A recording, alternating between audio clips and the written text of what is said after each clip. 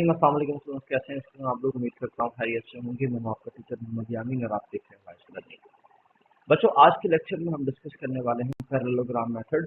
पिछले कुछ लेक्चर्स मैंने बोर्ड पे रिकॉर्ड किए थे, लेकिन यह है कि आज मैं यही लेक्चर आपका वीडियो पे रिकॉर्ड करूंगा, क्योंकि इस पर थोड़ा सा डायाग्रामेटिक चीज ज़्यादा है, तो मेरी ड्राइंग इतनी अच्छी है नहीं, जो बात सच है। दूसरी बात यह कि अच्छा है कि अगर अब मैं आपको इसको इस तरह दिखा दूं कि थोड़ा सा एनिमेटेड हो, तो वो ज़्यादा आपको समझ में आएगा। बच्चों, आज हम टॉपिक करने जा रहे हैं addition of vector by the parallelogram method. अब सबसे पहली बात यहाँ पे आप देख सकते हो कि क्या लिख रखा है, पैरेललोग्राम मेथड। बात ये आ जाती है कि एक्चुअल में पैरेललोग्राम कैसे किसको है और है क्या चीज। ठीक है, सबसे पहले तो आपने इस चीज को समझना। बच्चा, आपने 7 में, 8 में, 9th में, मैट्रिक में कुछ शेप्स के बारे में पढ़ा होगा, बल्कि 7, 8 से पहले भी जब दूसरी तीसरी क्लास में होते हैं तो आपने शेप्स के बारे में पढ़ा होगा। एक शेप आपने पढ़ी होगी स्क्वायर शेप। ये देखें, कुछ ऐसी शेप होती है कि जिसकी साइड्स बराबर होती हैं। ठीक है, चारों एंगल बराबर होंगे, चारों साइड्स बराबर होंगी। ये बात याद रखिएगा, चारों एंगल 90 डिग्री के होंगे और चारों साइड्स बराबर होगी। इसे हम कहते हैं जनाब, ये हमारे पास है स्क्वायर शेप। उसके बाद एक काम करते हैं कि कुछ ऐसी शेप हम बनाते हैं। ये शेप भी आपने देखी होगी बेटा। इस शेप में दो आमने सामने वाली साइड यानी अपोजिट साइड एक दूसरे के इक्वल होती हैं और चारों साइड एक दूसरे के इक्वल नहीं होती। मानो ये देखो, ये वाली साइड और ये वाली साइड एक दूसरे के इक्वल है। यहाँ ये वाली साइड और ये वाली साइड दोनों एक दूसरे के इक्वल है, और चारों एंगल फिर भी राइट एंगल होंगे यानी 90 डिग्री के होंगे। इसे हम कहते हैं जनाब रेक्ट एंगल। ठीक है जी, इसे हम कहते हैं रेक्ट एंगल। फिर एक बात और आ जाती है, मैं अब एक काम करता हूँ, थोड़ी सी शेप को चेंज करता हूँ। शेप आपने जरूर देखी है, बस उसको थोड़ा सा मैंने समझाना है, और कुछ मैं इसको ऐसा कर देता हूँ। ठीक है, अब जरा देखो कि ये हमारे पास कोई शेप क्या बनने जा रही है। जनाब यही रेक्टेंगल है, थोड़ा सा हमने इसके चेंज कर दिया। इसी वजह से अब देखो, इसकी अपोजिट साइड तो बराबर होती हैं, लेकिन सामने वाले एंगल भी बराबर होते हैं, लेकिन कोई भी angle no angle of 90 degree. ठीक है, यानी कोई राइट एंगल इसमें नहीं होता, नो एनी राइट एंगल। ठीक है बेटा, ये कहलाता है पैरेललोग्राम मेथड। अब हमारे पास एडिशन में कुछ रूल्स हैं। पहला रूल है हेड टू टेल रूल, दूसरा रूल है पैरेललोग्राम मेथड, फिर एक और रूल भी है जिसे रेक्टेंगुलर कंपोनेंट मेथड कहते हैं। पहले कौन सा कर लें, इससे कोई फर्क हमें नहीं पड़ता। तो चले बेटा, क्वेश्चन को शुरू करते हैं। पैरेललोग्राम की आपके पास जो है वो एक थोड़ी सी इंट्रोडक्शन आ गया, तो इसे हम रेस करते हैं और फिर हम सोचते हैं कि हमें पैरेललोग्राम मेथड को किस तरह सॉल्व करना है। ठीक हो गया, तो एक सेकंड बस मुझे दे दें। हाँ जी, अब हम चलते हैं जनाब कि दो वेक्टर्स ले लेते हैं। ठीक है, सबसे पहली बात, पैरेललोग्राम क्यों यूज होता है, किस लिए यूज होता है, यानी क्या जरूरत पड़ गई पैरेललोग्राम को यूज करने की। तो जनाब उसके लिए जरूरत हमें ये पड़ गई है कि हमें दो वेक्टर्स को ऐड करना है। और दो कौन से दो वेक्टर्स हैं? टू टू को इनिशियल वेक्टर। अच्छा बेटा, को इनिशियल वेक्टर कौन से होते हैं ये भी मैं आपको बता दूं। देखो, वो वेक्टर जो कि एक ही जगह से शुरू हो जाएं वो क्या कहलाते हैं? को इनिशियल वेक्टर। मैं अभी बनाता हूं, ये देखें, हमारे पास एक वेक्टर आ गया, इसे हम क्या देते हैं? ये ए वेक्टर है। ठीक है, फिर हमारे पास एक और वेक्टर आ गया, इसे हम क्या देते हैं? बी वेक्टर है। अब आप इसे देखो कि ये दोनों एक ही जगह से शुरू है, यानी इनका ओरिजिन पॉइंट ये रहा। ठीक है, दोनों का स्टार्टिंग पॉइंट एक ही है, इसलिए हम क्या कहते हैं? इन्हें को इनिशियल वेक्टर। मगर एक बात याद रखना, ये पोजीशन वेक्टर नहीं होंगे, बल्कि कौन से वेक्टर होंगे? ये फ्री वेक्टर होंगे। फ्री वेक्टर बेटा आपने कहीं अपने लेक्चर्स में सुना होगा कि फ्री वेक्टर्स वो वेक्टर्स होते हैं जिन्हें हम पैरेलल शिफ्ट कर सकते हैं। पैरेलल शिफ्टिंग उनकी हम कर सकते हैं। तो ठीक है, अब करके भी दिखाऊंगा। बेटा अब सवाल ये आता है कि हमें इन दोनों वेक्टर्स को ऐड करना है। अब एडिशन के लिए जो एक कॉमन रूल है वो कौन सा रूल है? जिसे कहते हैं हेड टू टेल रूल। अब वो तो हम अप्लाई कर नहीं पाएंगे। क्यों नहीं कर पाएंगे? क्योंकि यहाँ तो टेल और टेल आपस में मिल रही है और वहां हेड और हेड आपस में मिल जाएंगे, तो ये तो हेड टू टेल रूल होगा नहीं। तो फिर एक काम और करते हैं, हम ऐसा कुछ करते हैं कि हम इस बी वेक्टर को यहां से इस तरफ बनाते हैं, पैरेलल शिफ्टिंग करते हैं। कैसे? जस्ट लाइक ऐसे, कि देखो जिस मैग्नीट्यूड का था उसी मैग्नीट्यूड का, और जिस डायरेक्शन में है उसी डायरेक्शन में हम क्या करेंगे, इसको दूसरी तरफ बना देंगे और इसे वेक्टर कह देंगे। ये वेक्टर हमारे पास हो गया बी। इस प्रोसेस का नाम है बेटा पैरेलल शिफ्टिंग। क्या कहते हैं इसको हम? पैरेलल शिफ्टिंग कहते हैं। यानी कि ऐसे एक वेक्टर को अपनी जगह से उठाना, उठा के दूसरी जगह पे शिफ्ट करना, लेकिन उसकी मैग्नीट्यूड भी सेम हो और उसकी डायरेक्शन भी सेम हो। ऐसी कंडीशन में हम उसे क्या कहते हैं? पैरेलल शिफ्टिंग कहते हैं। तो यहां तक बात क्लियर हुई। अब आगे बढ़ते हैं। ठीक है, बी वेक्टर को हमने कर लिया, तो ए वेक्टर को भी कर लेते हैं। ये ए वेक्टर भी हमारे पास आ गया। ठीक है, और ये बन गए हमारे पास एक पैरेललोग्राम मेथड, पैरेललोग्राम की शक्ल बन गई। ये देखो, जो थोड़ी देर पहले मैंने आपको क्या बताई थी कि पैरेललोग्राम में आमने सामने वाली साइडें बराबर होती हैं। ठीक है, और इधर भी ये देखो, ये इस साइड को मैं ऐसा ऐसा निशान दे देता हूँ, थोड़ा सा इसे भी निशान दे देते हैं। ये बराबर है और ये वाली भी बराबर है। क्योंकि हमें कैसे पता लगा कि बराबर है? क्योंकि हम ही ने तो ड्रॉ किए हैं। ए वेक्टर का सेम मैग्नीट्यूड ऊपर ड्रॉ किया दिया और बी वेक्टर का सेम मैग्नीट्यूड हमने इस तरफ ड्रॉ कर दिया, और ये बन गया हमारे पास पैरेललोग्राम, शक्ल बन गई हमारे पास।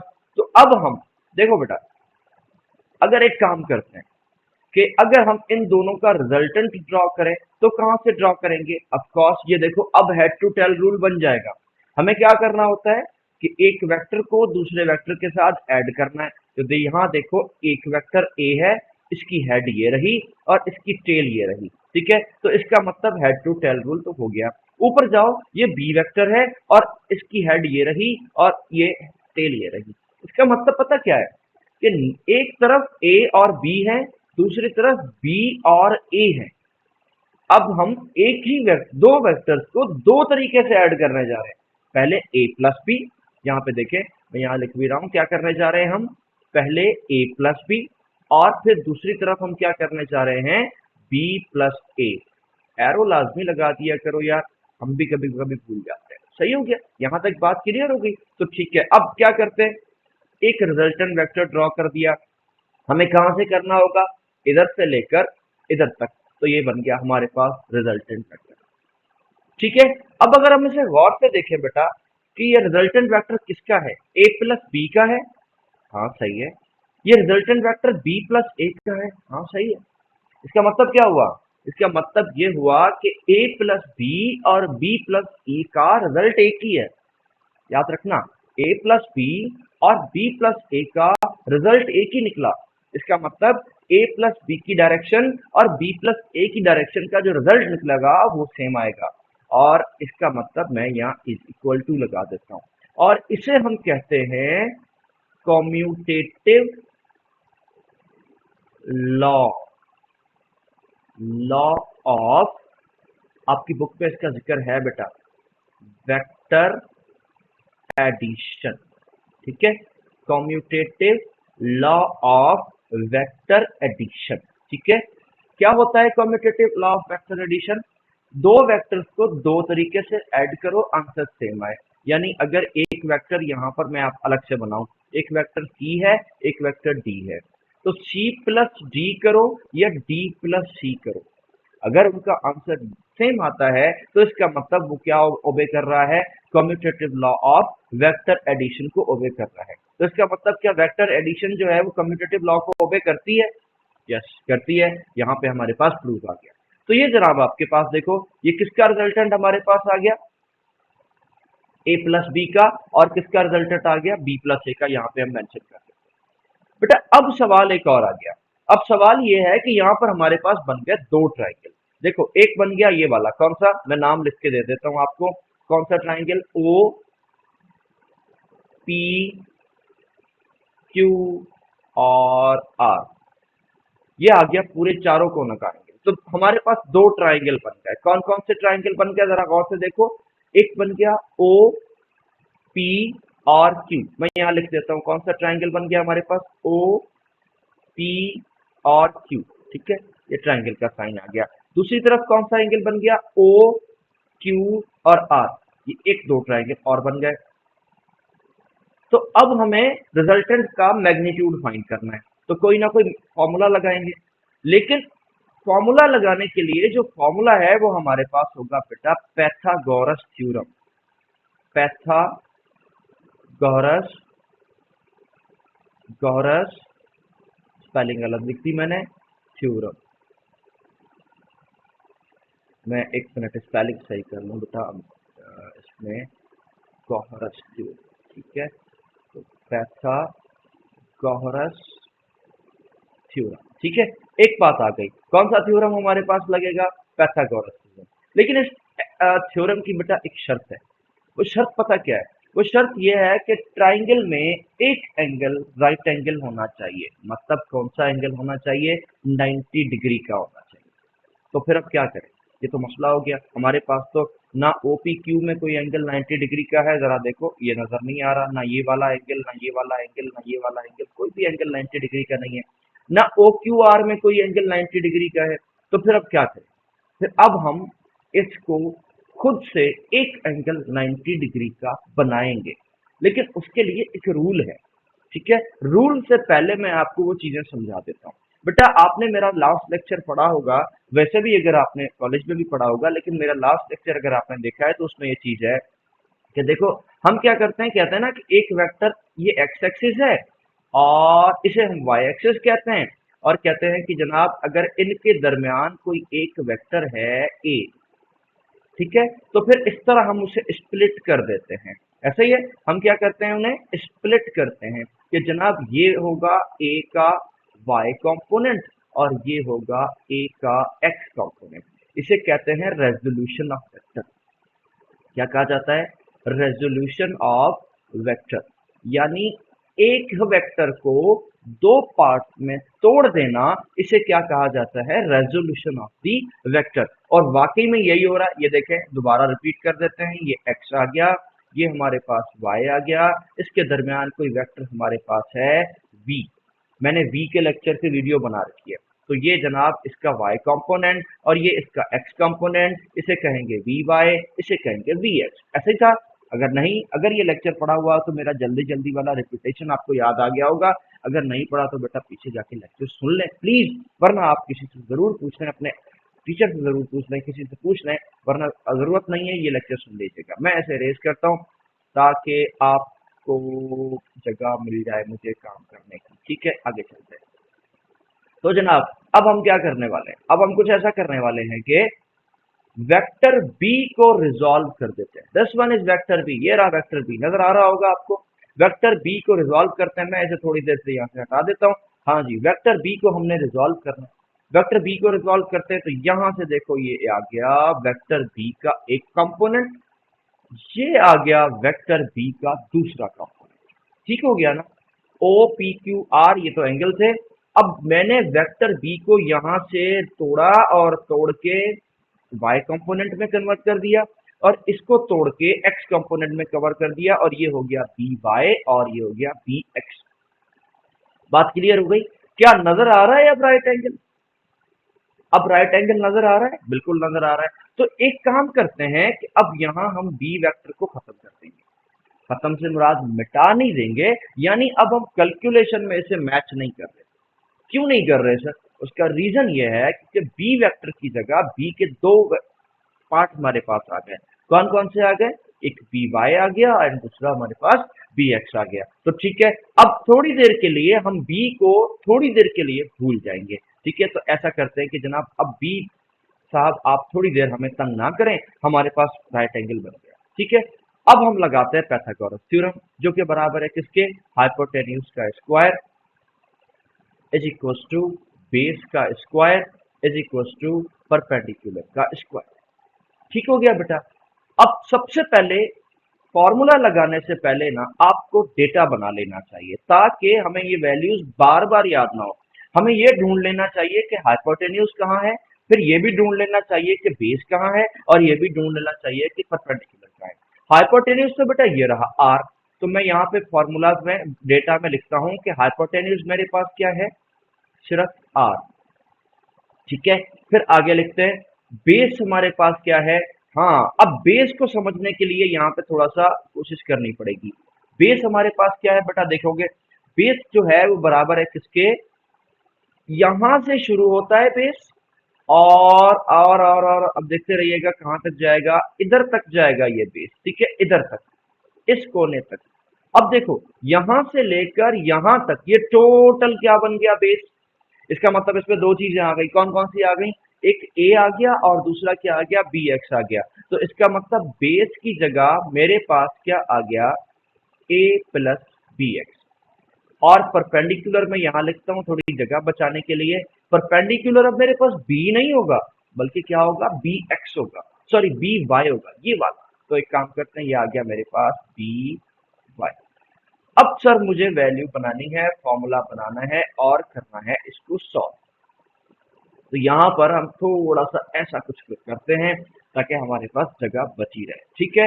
हाँ जी, हाइपोटेन्यूज का स्क्वायर यानी किसका, आर का स्क्वायर। ओके राइट हो गया, मैं यहाँ पे लिख देता हूँ किसका स्क्वायर, आर का स्क्वायर। जनाब बेस का स्क्वायर किसका स्क्वायर, ए प्लस बी एक्स का स्क्वायर। ओके, ए प्लस बी एक्स और इसके ऊपर लगा देते हैं हम होल स्क्वायर, प्लस परपेंडिकुलर का स्क्वायर यानी बी वाई का स्क्वायर। ओके हो गया, ये यहां तक बात क्लियर हो गई। ओके, अब बेटा ये देखो a plus b whole square का फार्मूला लग रहा है, तो आप लगा दो, r square is equal to A square यानी a square two A b. अगर आपको फॉर्मूला याद है तो याद कर लो, a square plus two A b plus B square, plus two a की जगह आएगा ए, बी की जगह आएगा b x, plus B square यानी बी एक्स का होल स्क्वायर, और साथ में ये वाला बी स्क्वायर आप ऐसे ही लिख दो। ये आ गया फॉर्मूला सॉल्व, ठीक हो गई बेटा, a square two A b and plus का बी स्क्वायर। अच्छा बेटा आपने अगर रेजोल्यूशन ऑफ वेक्टर वाला लेक्चर सुना है, मैं फिर से वापस जाऊंगा, तो हमने वहां पे ये पढ़ा था कि पैरेलल कंपोनेंट के लिए कॉस लगाते हैं और परपेंडिकुलर के लिए साइन लगाते हैं। और आपने ये भी पढ़ा था कि बी एक्स पैरेलल था तो वहां पे हमने लगा दिया था बी कॉस थीटा, और बी वाई परपेंडिकुलर था तो उसकी जगह हमने लगा दिया था बी साइन थीटा। ठीक हो गया जी, तो बी एक्स की वैल्यू मिल गई बी कॉस थीटा, और बी वाई की वैल्यू भी मिल गई हमारे पास बी साइन थीटा। तो ऐसा करते हैं कि अब दोबारा यहां पर वैल्यूज को पुट करते हैं और पुट करने के बाद देखते हैं हमारे पास आंसर क्या आता है। जनाब रिजल्टेंट का square okay is equal to, A square को तो ऐसे ही छोड़ दो, ठीक है छोड़ दिया, प्लस टू, प्लस को भी ऐसे ही छोड़ दो, टू को भी ऐसे ही छोड़ दो, ए को भी ऐसे ही छोड़ दो, बी एक्स इसकी जगह हम क्या लगाएंगे, यहां नीचे देख लो b cos theta. Okay very good, ये आ गया हमारे पास बी कॉस थीटा, ठीक है, प्लस अब मैं लाइन क्रॉस कर जाऊंगा, मुझे लाइन कम पड़ जाएगी मगर अब मैं कोई बात खैर है, B cos theta plus B X square, sorry double plus लग गया, हाँ जी, तो हमारे पास क्या आ जाएगा, क्या बी एक्स स्क्वायर। ओके, अब बी एक्स स्क्वायर मतलब बी कॉस थीटा यानी बी स्क्वायर और कॉस स्क्वायर थीटा। बेटा थीटा के ऊपर कभी स्क्वायर नहीं लगाते, ये बात याद रखना, ठीक है। आगे चलो, बी वाई स्क्वायर यानी B square sine square theta, ठीक है बेटा, ये बन गई कहानी। अब देखो इसमें से ना ये वाली कौन सी वैल्यू है, ये देखो इसमें से और इसमें से बी स्क्वायर कॉमन आ रहा है, तो एक काम करते हैं वैल्यू को दोबारा लिखते हैं और बी स्क्वायर को क्या करते हैं, कॉमन ले लेते हैं। R square is equal to A square plus two A B cos theta. Clear हो गई बात, आगे चलते हैं, यहां पर आ गया बी स्क्वायर को आप कॉमन ले लो, बाकी बचेगा cos square theta plus sine square theta. बेटा ये प्लस का साइन है, ये लाइन में आ गया, ठीक है ओके। अब ये जो कॉस स्क्वायर थीटा और साइन स्क्वायर थीटा है ना बेटा, ये मैथमेटिक्स का एक फॉर्मूला है जो कि था कैसे कुछ कि साइन स्क्वायर थीटा, ये मैथमेटिकल आइडेंटिटी है, sine square theta plus cos square theta is equal to 1। इसका मतलब उल्टा कर देते हैं तो भी एक ही बात बनेगी, cos square theta plus sine square theta is equal to 1। तो बात तो एक ही हो गई, यानी इस जगह पर हम पूरा क्या लगा देते हैं, 1 लगा देते हैं। तो इसका मतलब हमारे पास क्या बन जाएगा, हमारे पास कुछ ऐसा ये वैल्यू बन जाएगी, R square is equal to A square, ठीक है, प्लस 2ab cos थीटा, और प्लस, हाँ जी, ये वाली जगह देखो, ए स्क्वायर को मैंने कॉमन लिखा, 2ab को कॉमन लिखा, cos थीटा को सेम लिखा, प्लस को सेम लिखा, ये वाली वैल्यू खत्म हो जाएगी क्योंकि इसकी जगह 1 है, 1 इसके साथ जब मल्टीप्लाई करेगा तो आंसर बी स्क्वायर ही आएगा। तो इसको सीधा करके लिख ले थोड़ा सा तमीज के साथ, a square plus B square plus 2ab cos theta. अब बेटा हमें r की वैल्यू चाहिए r स्क्वायर की नहीं, तो एक काम करते हैं कि हम दोनों साइड पर रेडिकल ले लेते हैं। ओहो कैसा कलर आ गया, ठीक है, रेडिकल ले लेते हैं, रेडिकल ले लेते हैं तो क्या बनेगा हमारे पास, आर स्क्वायर, ठीक है, इसके ऊपर रेडिकल लगा दो, फिर उसके बाद a square plus B square plus 2ab cos theta, इसके ऊपर भी हम रेडिकल लगा देते हैं। जनाब ये रेडिकल तो हमारा हो गया कैंसिल, कौन सा, स्क्वायर, और ये रेडिकल तो हो गया हमारा कैंसिल। लेकिन बेटा ये रेडिकल कैंसिल नहीं होगा क्योंकि अगर ये दो टर्म्स हैं, एक टर्म नहीं है, क्योंकि इसके सादे से लफ्जों में बताऊं कि अगर प्लस या माइनस की साइन आ जाए रेडिकल में दो वैल्यूज के दरमियान तो उसके स्क्वायर डायरेक्टली कैंसिल नहीं होते, या तो ब्रैकेट के ऊपर हो तो कैंसिल होंगे, अदरवाइज भी कैंसिल नहीं होते, ठीक है। तो फिर एक काम करते हैं कि हम कुछ ऐसा कर लेते हैं कि अब इसको ऐसा ही ऐसा लिखेंगे, R is equal to A square plus B square plus 2ab cos theta, ठीक है बेटा। ये आपके पास आ गया किसका फॉर्मूला, मैग्नीट्यूड का फॉर्मूला, किसका, रिजल्टेंट के मैग्नीट्यूड का फॉर्मूला। इसका मतलब ये हुआ कि जो हमने ए और बी को ऐड किया है उसके मैग्नीट्यूड का फॉर्मूला हमारे पास क्या मिला है, ये मिला है। और इसे बेटा लॉ ऑफ कोसाइन भी कहते हैं, क्या कहते हैं हम, लॉ ऑफ कोसाइन भी कहते हैं। तो यहां तक बात क्लियर हो गई।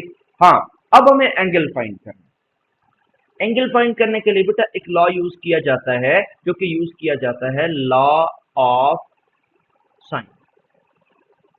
अब वो कुछ ऐसा दिया होता है, ए अपॉन, सॉरी एक मिनट, मैं आपको पहले लिखूं फिर आपके पास समझाता भी, ठीक है।